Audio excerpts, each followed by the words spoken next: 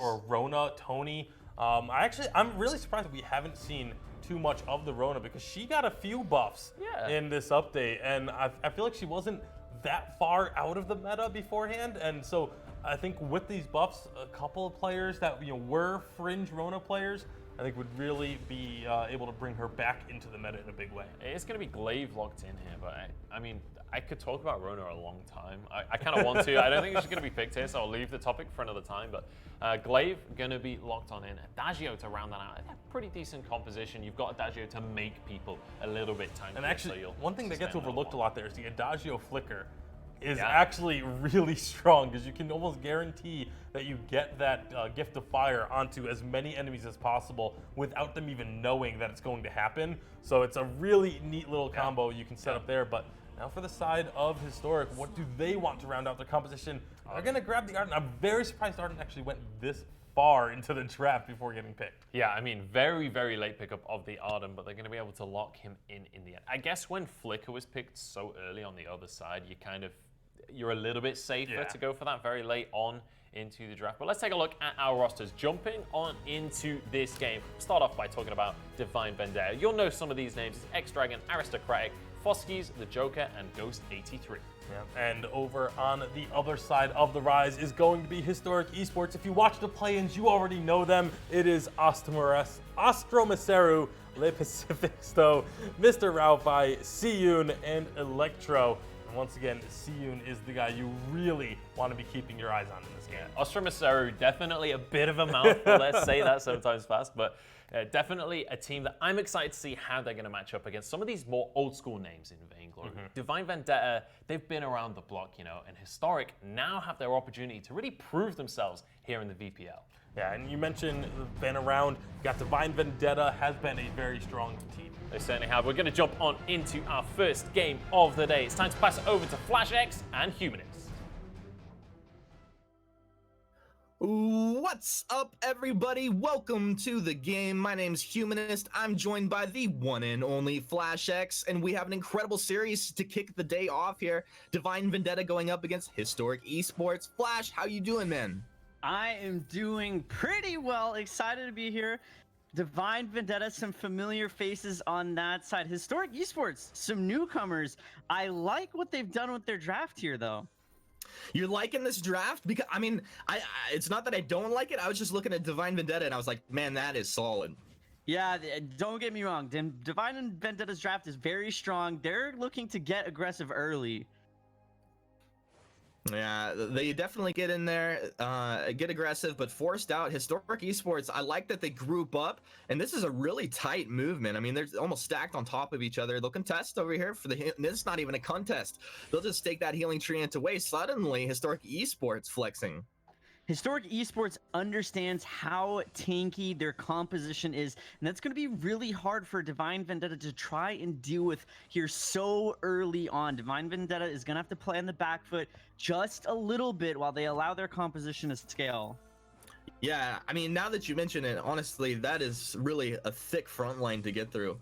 You get easily Tony naturally durable, backed up by the Arden. That's pretty yummy. And of course, Churnwalker as well. Joker taking quite a bit of damage, just has to be careful, doesn't really want to engage. Ghost 83, he's chained up, that's first blood. Historic Esports will get the first blood plus the weapon treant as well. My goodness. That is exactly how Historic Esports wants to start off this game. Their tanky composition allows them to put on so much early game pressure. However, looking at Divine Vendetta, you're going to have to keep in mind Kensei's heroic perk and all the extra damage he gets going into these tanky targets, especially when they start building all that extra bonus health. Yeah, it's true. He's going to get in there, and these guys will have a tendency to kind of stack up on each other. So it does feel like that'll definitely be a weakness. Potentially. We'll see how it plays out. Electro taking quite a bit of harass from Aristocratic here in mid. Unfortunately, Aristocratic will get under that turret and take a little return damage, but this is going to be a tough lane, it feels like, for the Malign. Honestly, the Samuel Adagio pretty strong. Absolutely. She's got that B ability to try and dodge out some of the extra damage. Very interesting to see Divine Vendetta pick up the Glaive. Joker going to be the one playing it. Not a hero that I don't think we saw at all yesterday. Glaive could potentially struggle trying to pick off some of these backline carries.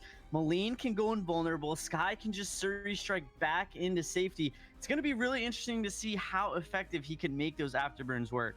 Yeah, the attempt on Sky will be, I think, the most important. That's a really good target for him. But like you said, if Sky's able to hold that Surrey strike, man, it's incredibly tough. It's like you almost have to bait that Surrey strike out a lot of times. Absolutely. And Seiyun, he's going to be on that Arden. He could just Vanguard to the Sky, making sure she's not getting bursted too hard, allowing her to reposition. And then she's so mobile, that could be really hard for Foskis on that Samuel to land a lot of his Malice and Verdicts. Right now, more of an aggressive move here from Historic Esports as they line up down by this weapon Trant. It started up by Divine Vendetta this time, and Seiyun taking a lot of damage. There's the afterburn, but do they have the damage flash? No! He'll dip out of this. Oscar Masaru able to get back as well, but Pacifisto, he's able to get back as well. These guys juggling the damage quite nicely here early on, and that weapon buff goes over to the Joker, so good job by Divine Vendetta. Yeah, really nice chains by Ashro Masaru to keep his team in that engagement. However, Historic Esports going low, they need to be really careful here. There's that afterburn you're looking for. The Joker will set his team up. Although they trade back 1-for-1, Sky will pick up that kill, and pretty important to get a little bit of gold in her pocket. Really interesting to also see Ashro Masaru on that Churnwalker. It looks like he's going for that Crucible as his first item. I think more traditionally on Churnwalker, we see a fountain come out first, but he's going to want to make sure that he has the block for when Adagio gets the Verse of Judgment online. That's pretty nice. That's pretty nice. I like this as an item choice. And like you said, they're so tanky. If you can just make sure that no one's going to get connected with a big ability like that, it's going to make their life a lot easier. Absolutely. A little bit back and forth. Definitely a very aggressive early game. Not too many kills. Lots of juggling of the damage. Definitely what we expected out of Europe, North America on the flip side of the table. Much more passive yesterday. I personally much more enjoyed this early game aggression that Europe likes to do so well. It's fun from the casting viewer perspective, and I'm sure it depends on the playstyle too. So but you know, some guys, they like to just sit back and farm flash. You know this, right? Like you try to get them involved and they're like, dude, I just gotta farm up an item. Absolutely. They want to scale. They want to just, you know, be more efficient than the other team, let the time go on. Tribe doing it yesterday also so well, just very, very calculated, allowing them to kind of capitalize on that efficiency and slowly whittle away at the enemy team. It's really funny how some of those games will look even for like the first 5 or 8 minutes, and you're like, oh, hold on, Aristocratic maybe engaged on. He's able to get out with some boots there.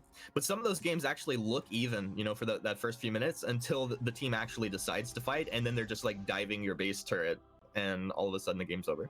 Yeah, absolutely.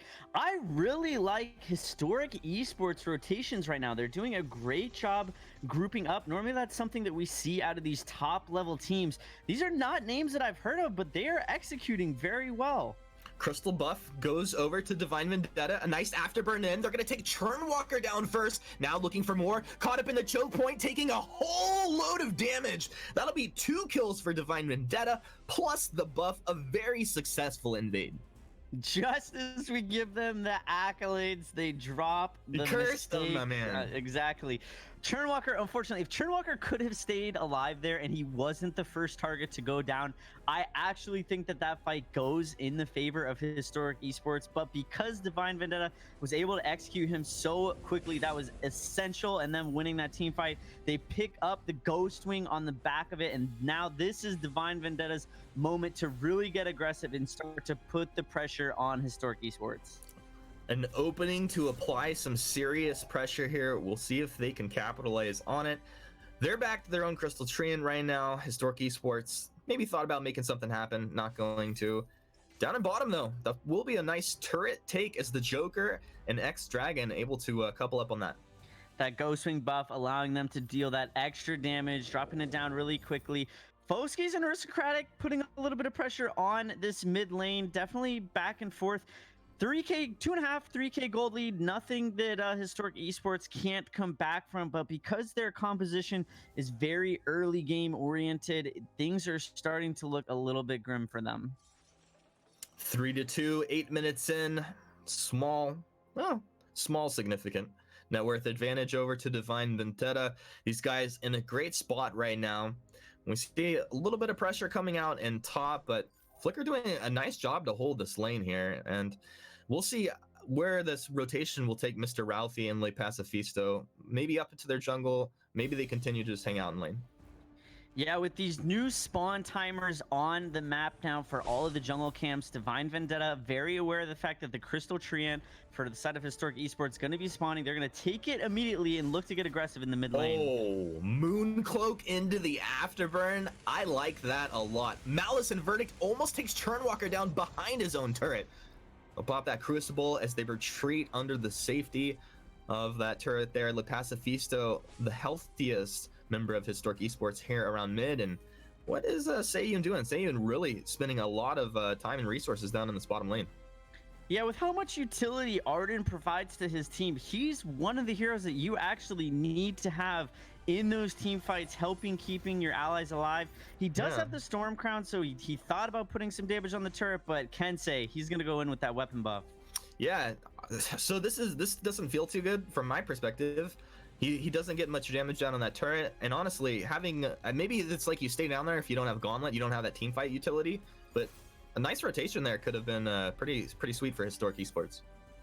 Absolutely. There's going to be a little bit of just posturing by both teams, looking to get some of their jungle farm continuing to scale up. We see the Ghost Wing timer come back onto the map, so it's going to be something I'm sure that Divine Vendetta is going to look to posture, make sure that they're in position to take it as soon as the opportunity presents itself. Historic take the top T1 turret there. Le Pacifisto trying to kite back. Looks like he will be taken down unless Mr. Ralphie can body block for him. No, he won't. Samuel gets the kill.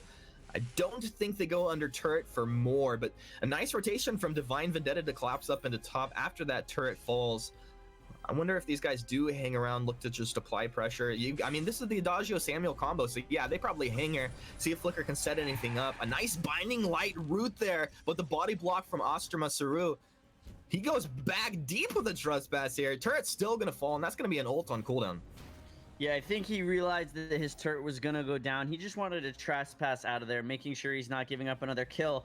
However, he's getting a little bit too aggressive in this jungle. He's going to be able to walk away as Divine Vendetta steal away that weapon buff. Divine Vendetta, do you know this is not your jungle right now? They're going to take Gold Oak as well. There's one hook and chain. I think it was two, but one broke there. A nice first judgment wind up, but blocked off. Can Historic Esports jump back in? Tony looking to set something up, but his team, where's his allies back up? Sky actually down here. They lost Electro down in the jungle right before. I didn't quite catch that. And that's why Historic Esports weren't at full strength. And Divine Vendetta, clean rotations with 2 down in bottom, 3 up in top, and getting a lot done. Absolutely. They're going to just turn immediately onto the Ghost Wing off the back of the couple of kills. Take it. They've got the buff now, and that's something that's going to allow them to continue to apply that pressure. Flicker right now with this Pulse Weave and Storm Crown is dealing so much damage. You saw Sky try and just build stacks in the back of that fight, or just put on damage in the back of that fight up in the top side of the jungle, but just unable to do it because Flicker's so tanky. So tanky. Well, I think to the level of tankiness, I'm looking at the level of damage on X-Dragon right now. This Kensei is fully online, not something I would want to mess around with. A Trespass to reposition, but Churnwalker will go down. Samuel gets the last hit of damage. Mr. Ralphie with the bada boom to try and reposition. It looks like he'll be the second to fall here as Ghost 83 clips him there. And Historic Esports starting to crumble on their own side of the map here, Flash. Yeah, this is not the kind of history that they want to be writing. But you know what? Divine Vendetta, they definitely have the experience. They were in the preseason. They've built some synergy together as teammates, some new guys with X-Dragon and Foskis on that roster. But it's definitely an uphill battle for the side of Historic Esports, but things are starting to look a little bit bleak. Looking bleak indeed, and honestly, they're doing this right now with some actual decent plays coming out. I mean, at least we haven't seen anybody get caught like in a Versus Judgment. Those are being blocked off, right? So mechanically, they're making some of the plays that they need to be making, but just Divine Vendetta have felt one step ahead, and they have the damage output, they have the catch, they have the tank. They're in a great place, and they're pushing their advantage, I think, most of all. Absolutely. They've got this Black Claw starting to siege that last turret before they turn onto the armory. Surely it's going to fall. Historic Esports needs to stay together here. X-Dragon looking to go hammies on the back of the gauntlet. He's got one path of Ronin, Sliceu, and Daisu. X-Dragon will force Electro back to the healing platform. Arm raised down. The jump over onto Tony. Tony getting wrecked up. A bada boom trying to split Divine Vendetta apart. Peel, do something, man. Your vein crystal is dying. It is all over here in game 1 as Divine Vendetta will wrap this one up just under 14 minutes with quite a clean mid-game here. Very clean. They had their disadvantage in the early game. They didn't give up too much. They were able to regroup and simply outplay Historic Esports to take the win there. Taking a win, beautiful thing. A couple beautiful things over at the desk. Tasty bacon and munchables. A 14-minute victory for Divine Vendetta. Fantastic start to the day for them. Honestly, the start of the game, this looked like it was going to be like a 30-minute slugfest. Yeah, early on these teams were very even, but I want to focus on like some of the early game rotations that were made, especially at the 4-minute mark. There was one rotation where Historic, they went very aggressive into the Divine Vendetta jungle, and they did this earlier in the game as well. They did it in both of their play-in games. And Divine Vendetta, they scouted it out. They saw that it was coming, and they answered with a great rotation of their own, defended their weapon treant, and then won that trade. They didn't get any kills, but they had so many members of Historic low that they were then able to say, okay, we got our buff, now let's go invade their jungle and follow them into their jungle. And that was when they were able to get a few kills. They stole a buff away from Historic. And from then on, they just they got that small advantage and were just able to hold that the rest of the way. Yeah, and honestly, a lot of this game felt a little bit like it was just a matter of experience, right? Historic played well, but Divine Vendetta just knew exactly what they were doing, read them, and made countermeasures happen. And that's something that you can only do if you've played a lot of competitive games in your history. We'll talk a little bit more about that as we move on towards game 2. But first, let's have a bit of a recap of where we are in the tournament. You can see we are playing in the C block right now. Rising Lotus with their default win. We're in Divine Vendetta versus Historic. But yesterday, we saw our games between Clash and Great Invoxes. Raw Fury got their default win as well. But I want to have a bit of a recap with our Rockstar Rewind of how Clash were able to take their victory. Yeah, coming into this matchup of Clash versus Invoxes, we knew we had to see Invoxes step up in a big way if they were going to take down Clash. And they did play a little bit better, but this was really just Clash all the way. Just showing their cohesion, showing their ability to dive under turrets and juggle that turret aggro so effectively, and just their team fighting prowess, just absolutely incredible stuff. When things get chaotic and when things get hectic, their shot calling is so crisp and clean. Yeah, absolutely. Their coordination is clearly there. And when we take a look at the bracket overall, I think Clash have the easiest run. When it comes to other teams in their half of the bracket, they definitely feel like the strongest players. But Shiny Sheep, this is a team that we have yet to see on stream, but when you look at that bracket, it is brutal. Their first opponent, which will be happening next weekend, is going to be Fiery Tail Esports, the all-Russian team led by Waldemar, so pretty experienced squad. If they beat them, they go against Sly, another super experienced squad. Or most likely, yeah. And then if they manage to beat them as well, it's very likely that they're against Queso. So it is an absolute gauntlet to make it to the final for Shiny Sheep. So difficult bracket for them. We'll see if they're going to be able to make that happen. But let's talk a little bit about sort of the dominance we saw out of Clash yesterday, because this is a team that, you know, we've seen them do fantastic stuff. But in fact, you know what, let's move back to the series that is at hand. Let's talk about Divine Vendetta, because we talked a little bit about Historic, how they weren't able to get on board. Let's talk about the fact that Divine Vendetta did a fantastic job of not allowing anything back. Once they had that lead, they positioned exactly to match Historic and just out-bullied them. Yeah, and a lot of it was something I talked about a bit yesterday, which was the counter rotations. And that's what Divine Vendetta was able to do here. At the 4-minute mark that I talked about earlier, they counter-rotated that invade into the jungle. There was a couple of times where there were fights around the dragons where they counter-rotated the fact that they saw Historic trying to make a move and they just beat them to the punch, or were able to respond to what Historic were trying to do and respond in greater numbers or greater positioning. They were able to catch out targets, even though they didn't necessarily rack up the kills. They were able to get some of the members super low, so they're all of a sudden 4v5 because if a member with 200 health is not going to be able to be involved in a fight. Yeah, and I think there was a really good example of a similar thing there where they managed to catch out Siyun in the bottom lane. He was on Arden and got caught out, dies. It was his only death in the game, I believe. Maybe he got 2 by the end of it, but he was caught out in the bottom lane, and then they immediately go to Blacklaw. And the mindset there is, even if we don't get Blacklaw, they have to fight us or lose this objective. So force the opponent into a bad fight, and they won the game straight off the back of that. But we are into the draft for game number 2. Historic now on the A side, and they have banned away Kensei to start things off. Divine Vendetta answering with a Samuel ban. Yeah, again, knowing their opponents. Last game, they took away those 2 carries that we talked about Siyun playing and playing extremely well in the Reza and the Samuel. Siyun ended up playing the Arden, which is much more of a utility-focused hero as opposed to that hard carry, and he did not have the impact that he had in those play-in games whatsoever. So, this is a thing where I would really like to see Siyun back on a carry in this game as opposed to a utility-focused hero, but we'll see where they decide to go with it. Yeah, it definitely feels like they need that in their back pocket. Churnwalker as well going to be banned away, so Divine Vendetta really throwing out some curveballs here with their bans. Churnwalker obviously was played in the last game, but it didn't really feel like it was, such an impactful hero that it maybe needed banning away. Malene was the other ban, and we'll see what the first pick is going to be here for Historic. It's going to be Reza, which we saw Siyun play.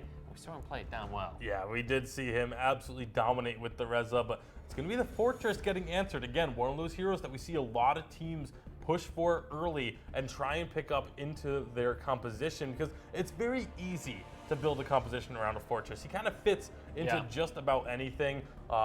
If you want to try and keep a team at bay, the Wolves do a great job of kind of limiting how heavily they want to try and engage. If you want to be a hard engaged team, then you have the movement speed increase that he can provide for the entire team as well. So that's why a lot of teams really like this Fortress early in a draft. Yeah, absolutely. Flicker going to be once again locked in. Flicker's been pretty high priority in this series, apparently. We're now going to see it on the other side of the board, so we'll see how Historic are going to be able to use that stealth to their advantage.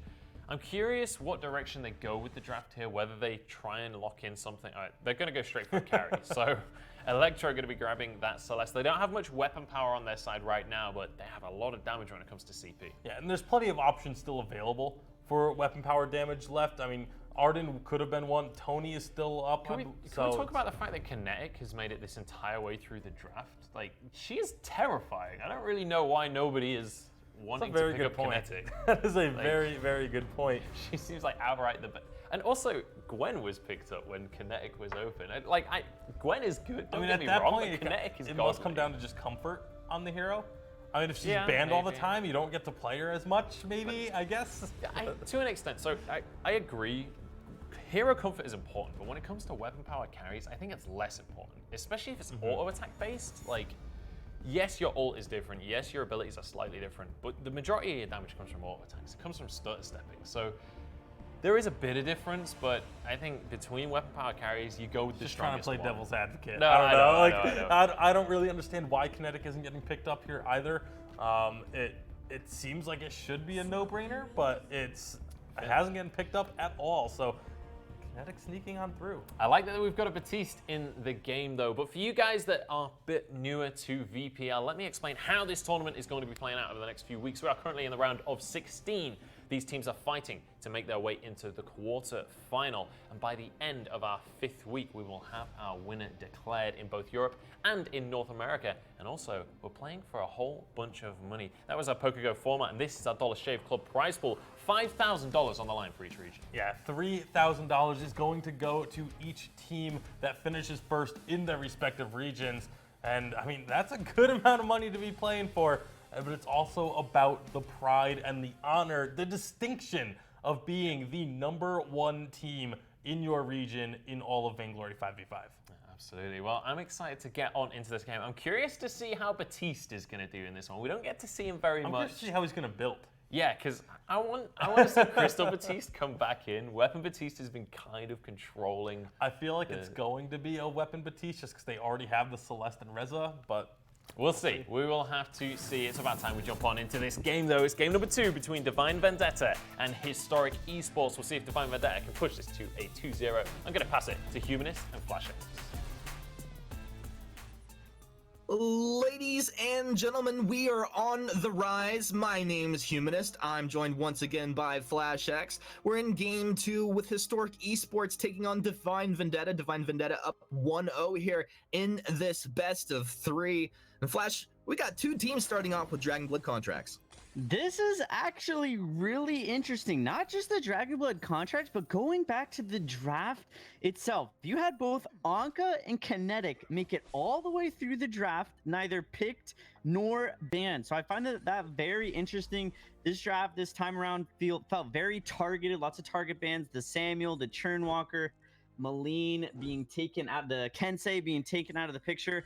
And we're going to have a much more passive early game start despite having those Dragon Blood contracts. Both these teams just farming their own jungle, not wanting to get too aggressive that we've been so accustomed to seeing early on here in these European games. It's pretty interesting to see such a variance in play style from game 1 to 2. Obviously, Divine Vendetta learned a little bit about Historic Esports learning a little bit about Divine Vendetta, but they had different results. What do you think it speaks to, like, player mentality to see a switch up like that? I think that's really confident. I mean, you don't really psych yourselves out too much. You saw that these picks and these heroes, there's a lot of respect coming out of Divine Vendetta for Historic Esports. The fact that they decided to use their 2 bans on Samuel and on Churnwalker, not heroes that they want to deal with. But yeah, I mean, hopefully Historic Esports able to kind of keep their composure and hopefully turn things around here in game number 2. Yeah, dude, I would love for this to go to game 3. We'll see.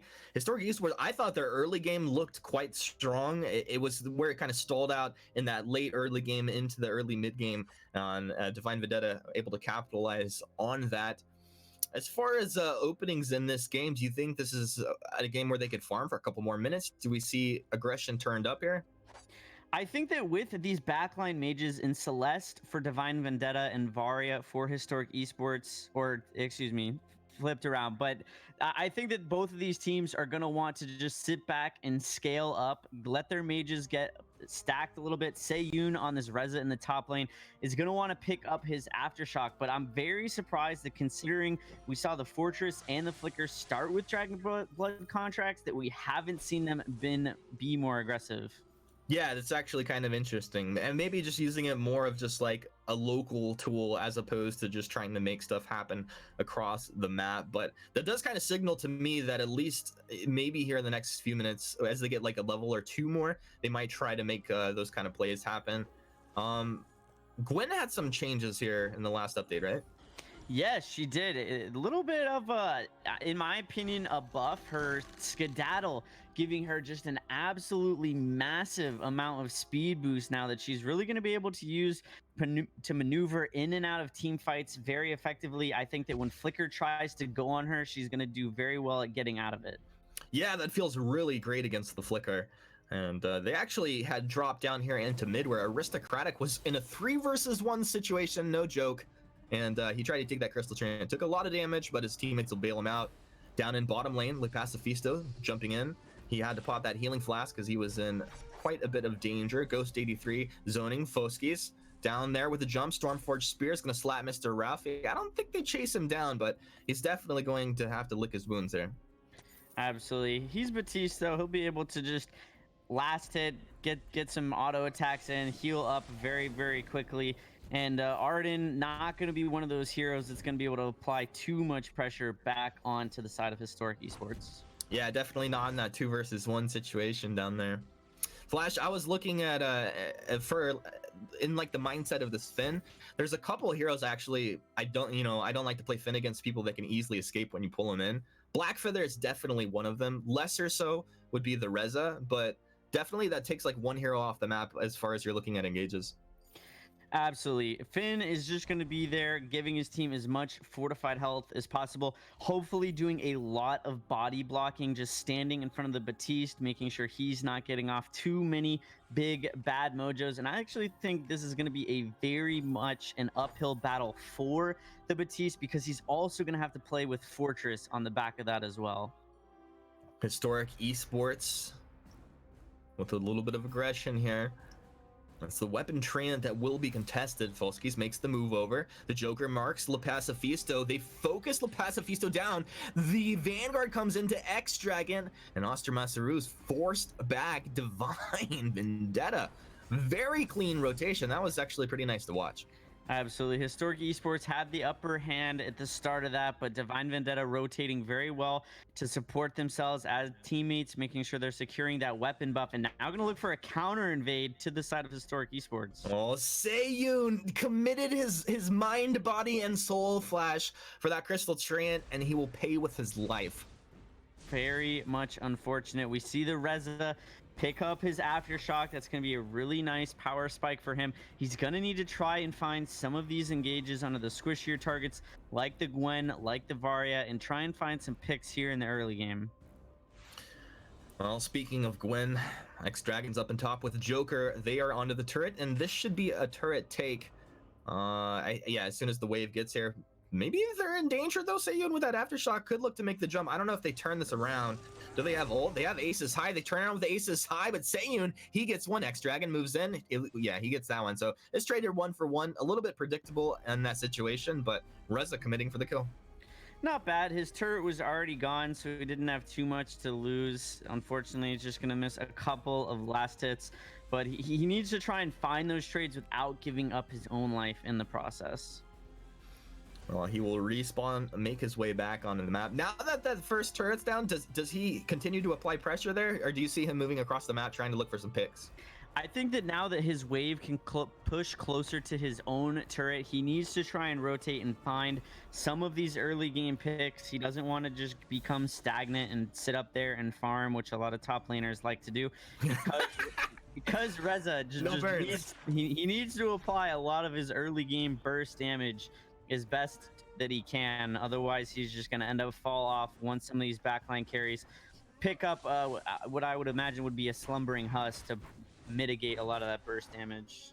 All right, well, we'll see if these things come to fruition. Right now, it's a Ghost Wing contest down in bottom. Mr. Ralphie just demolished right there. Couldn't get onto a target and sustain. He has burst down. Solar Storm comes through. Ghost Wing captured up by Divine Vendetta. Now, let's see if the chase is on. And the chase is on indeed, but they're taking a lot of damage here as they're stacked up on each other. Flicker will be the tail end of this train, taken down first. They jump to Electro with a nice gauntlet. They clean it up. Le Pacifisto dumpstered. Double kill comes through for the Wolf right there. And Divine Vendetta taking a massive fight. Divine Vendetta, they started off slow. They found their footing now. This game, only 8 minutes in, is starting to just get blown wide open. Seiyun dropping the Nether Form detonator over here to secure up the Crystal Treant. Maybe thinking about contesting or looking for an engage here with Mr. Ralphie. They've got the Fortress. Feels like they got a kill here. Seiyun doesn't have that ult, though. If he had that ult in that moment, that would have been a kill. I don't know. Hindsight's 2020. Whatever the case, though, they'll probably move up to River. I don't see them chasing. Aristocratic actually popped his Crucible to get Joker out of that Ordain, but he chose to just stay in it anyways. He did not need to take that much damage. A little bit of miscommunication for the side of Divine Vendetta that they can look to clean up as they start to go against some of these better teams, but Historic Esports looking to apply some pressure on this top tier 1 turret. Yeah, they have a small positioning advantage right now, but Varia's rotating up as well. A nice catch there with that stun, but Seiyun's on to Gwen. Seiyun turned around as Fortress is able to get that kill. It's 1 for 1. Turrets dropped as well. Flash. Let's see, Batiste in the thick of things, plus Celeste just wrecked. All of a sudden, Divine Vendetta pressed the you all just die button. Foskis has been really good in both of these games. He's sitting at 4-0-4 right now. Not someone that I've seen too much of in competitive Vainglory, but he is certainly doing what he can to make a name for himself.